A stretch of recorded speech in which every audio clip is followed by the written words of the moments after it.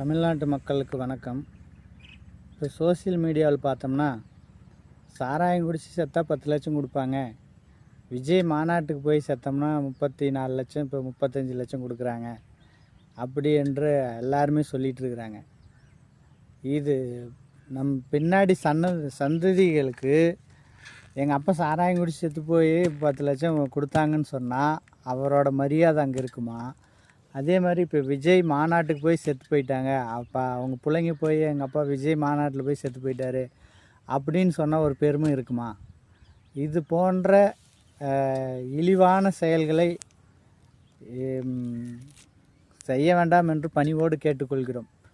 ஏனென்று கேட்டால் இதெல்லாம் கேவலமானது. ஒரு மாநாட்டில் போய் இறக்குறோம் என்று சொன்னால் நாமெல்லாம் மனிதர்களா இல்லை ஆடு மாடுகளா என்று தெரியவில்லை. ஏனென்று கேட்டால் ஆடு மாடுக்குத்தான் ஒரு அறிவு